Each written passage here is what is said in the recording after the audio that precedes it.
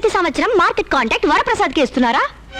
Madam, ఇంతకు ముందున్న municipal chairman లంచగొండి. ఆయనకి లంచం ఇచ్చి వరప్రసాద్ ప్రతి సంవత్సరం తనకే కాంట్రాక్ట్ వచ్చేలా చేసుకుంటున్నాడని మన స్టాఫ్ చెప్పుకుంటున్నారు. You mean bright? No, it is very bad practice. I look after this matter. అంటే పిఏ గారి మాట విని నా కాంట్రాక్ట్ క్యాన్సిల్ చేస్తా అన్నారా కమిషనర్?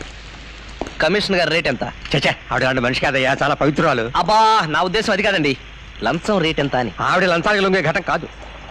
అయితే ఆవిడ వీక్ పాయింట్ ఏంటో చెప్పండి. వీక్ పాయింట్ ఏమిటంటే ఆవిడకి తన కుక్క అంటే వాళ్ళ మా అభిమానం. చాలు, కుక్క శాస్త్రం క్షుణ్ణంగా తెలిసిన వాడిని కుక్కతో కొడతా.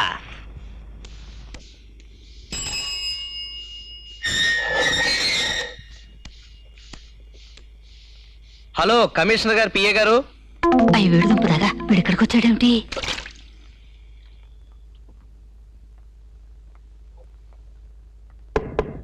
హలో, జయకుమారి బిఏ గారు.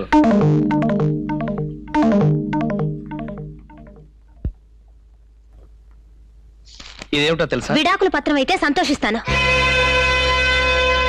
ఇవి విడాకులు కాదు, నీ మీద సాధించిన విజయం తాలూకు పేపర్స్. అర్థం కాలేదా? నువ్వేదో కమిషనర్ గారి పిఏని కదా అని చెప్పి నా మీద రిపోర్ట్ ఇచ్చి నా కాంట్రాక్ట్ క్యాన్సిల్ చేయించావు. కానీ ఈ సంవత్సరం మార్కెట్ కాంట్రాక్ట్ కూడా నాదే. ఇప్పుడే ఉంటావు. కాళ్ళు పట్టుకుని సంపాదించుకున్న దానికి పోజ్ అనవసరం అంటాను. కాళ్ళు పట్టుకున్నా వేళ్లు పట్టుకున్నా నీకు అనవసరం. విజయం సాధించానా లేదా ఈ విషయంలోనే కాదు, ఏ విషయంలోనైనా సరే నీ మీద విజయం నాదే. ఆ విషయం చెప్పడానికే వచ్చాను. మీకు కాంట్రాక్ట్ దక్కినంత సులభంగా నేను దక్కను. ఇక మీరు బయటకు వెళ్తే తలుపేసుకుంటాను. నీతో చాలా విషయాలు మాట్లాడాలి, నేను వెళ్ళను. అంటే ఈయనే నా ప్రింటింగ్ మిషన్ అన్నమాట. శాంతమ్మా, ఆయన్ని బయటికి పంపించి తలిపేసాయి. అమ్మా, నీకే చెప్పేది, వెళ్ళు.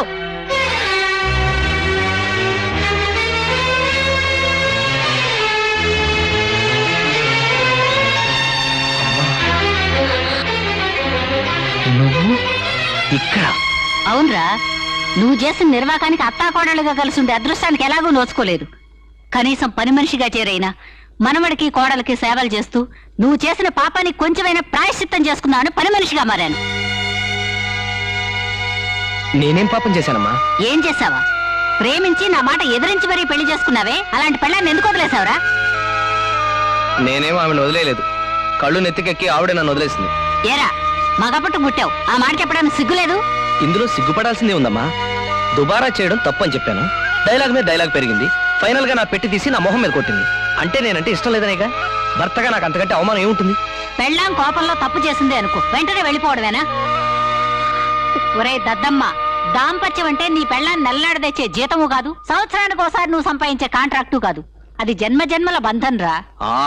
ఈ జన్మల బంధం ఇలా ఏడ్చింది, ఇంకా జన్మ జన్మల బంధం. నువ్వు తొందరగా ఇంటికొచ్చాయి. కర్మ.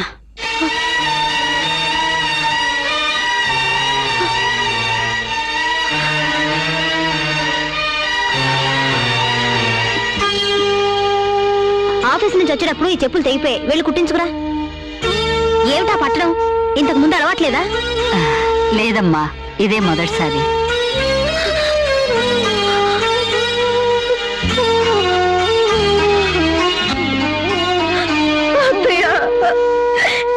క్షమించండి అత్తయ్య. జయ, ఊరుకోమ్మా. నువ్వేం తప్పు చేశావని క్షమించటానికి? మీరెవరో తెలియక మీ పట్ల అమానుషంగా ప్రవర్తించాను. మీకు నేను చేయాల్సిన సేవలన్నీ మీ చేత నేను చేయించుకున్నాను. బాధపడకమ్మా. నాతో సేవలు చేయించుకున్నందుకే నువ్వు ఇంత బాధపడితే, ఈ పెద్దరికి ఉండి మీ ఇద్దరిని కలపలేనందుకు నేనెంత బాధపడుతున్నానో తెలుసా? జయ, ఒక సంసారం విడిపోవడానికి భార్యో భర్తో ఏ ఒక్కరో కారణం అవుతారు. మీ విషయంలో మీ ఇద్దరూ కారణమని నేను గ్రహించాను. ఏది ఏమైనా మీ ఇద్దరిని త్వరలోనే కలపాలని ఆ భగవంతుణ్ణి ప్రార్థిస్తున్నానమ్మా. భారం వేయటానికి మీరు భగవంతుడిని అడిగి విడిపోలేదు కదా, మీకు మీరే విడిపోయారు. అదేనమ్మా వీళ్ళు చేసిన పొరపాటు. అమ్మా, మీరు పెద్ద మనసు చేసుకుని ఈ దంపతుల్ని కలిపితే ఆ పుణ్యం ఊరికే పోదు. పుణ్యం కోసం కాదు కానీ అది నా బాధ్యత. ఎందుకనగా ఈ జయకుమారి నా కార్యదర్శనము చేయు మనిషి, అలాగే అతను మా మున్సిపాలిటీ కాంట్రాక్టరు. వీళ్ళిద్దరూ నా మనుషులే కదా. అవునమ్మా. నేను వయసున్న మనిషిగా వీరిని, వయసున్న మనిషి కాదు మేడం, మనసున్న మనిషి. అదే, మనసున్న మనిషిగా వీరిద్దరిని కలపడానికి నా యత్నం నేను చేస్తాను. దానికి టైం రావాలి కదా. ఊళ్ళో ఉన్న మట్టి అంతా ఈ మెట్లకే ఉంది.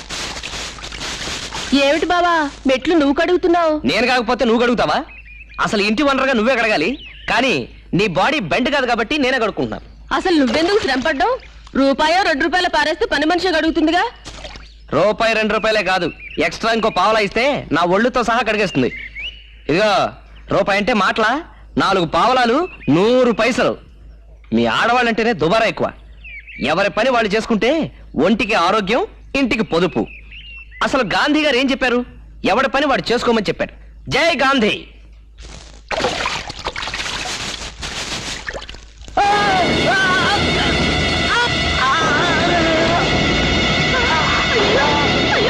అయ్యో బావా బావా,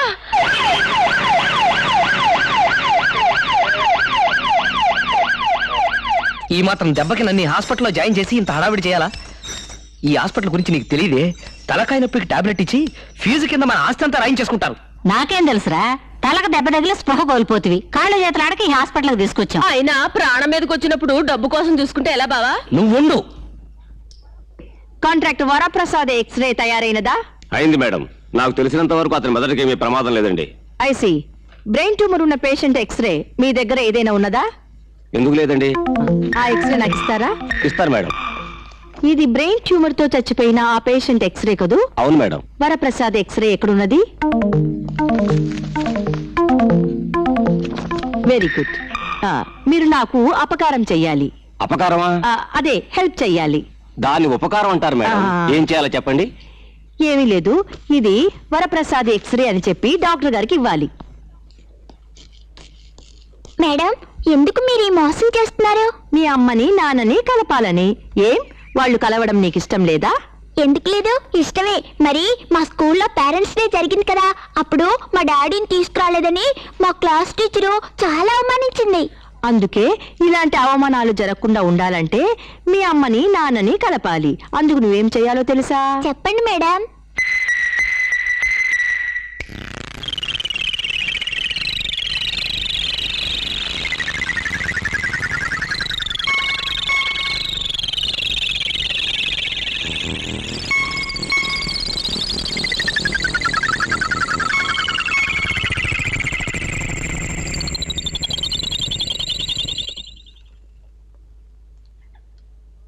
మీకు ఎలా చెప్పాలో నాకు అర్థం కావడం లేదు. బాబు ఒకసారి పేషెంట్ అలా బయటికి తీసుకెళ్తారా? అలాగండి.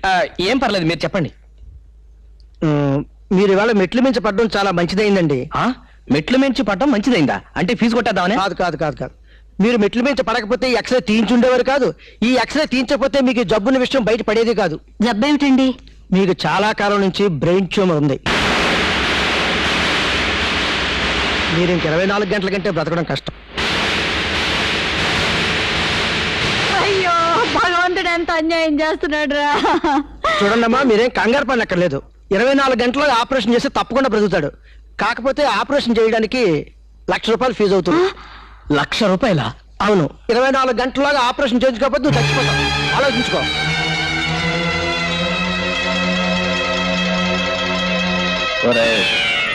ఇప్పుడు నీ వయసు 25. ఆపరేషన్ చేయించుకుంటే కనీసం 45 సంవత్సరాలు బ్రతుకుతావు. ఏడాదికి ₹1,00,000 సంపాదించిన 45 లక్షలు సంపాదిస్తావు. ఇస్తాను, వెంటనే ఆపరేషన్ ఏర్పాటు చేయించండి. ఒరే, ₹1,00,000 ఎక్కడి నుంచి తెస్తావరా? ఇంతకాలం నన్ను పిసినారి విధవా అని మీరు తిట్టారు కదా. ఇప్పుడు నేను పిసినారితనం చేయడం వల్లే కదా ₹1,00,000 దాచుకోగలిగాను. అవి ఇప్పుడు నా బ్రతుకు పనికి వస్తున్నాయి. వెంటనే వెళ్ళి డబ్బులు పట్టుకొస్తాను. నో నో నో నో, మీరు ఎక్కడ కదలకూడదు. మీరు ఇమీడియట్ గా మా హాస్పిటల్ జాయిన్ అవ్వాలి. ఇప్పుడు ఎలాగండి? మేనేజర్ గారు, మీరు ఏమీ అనుకోకుండా ఆ షావుకారు మునుస్వామిని తీసుకొస్తారా? నేను ₹1,00,000 వాడికి వడ్డీకి ఇచ్చానండి. అలాగే. అవునమ్మా, నేను ఇప్పుడే హాస్పిటల్ నుంచి వస్తున్నాను.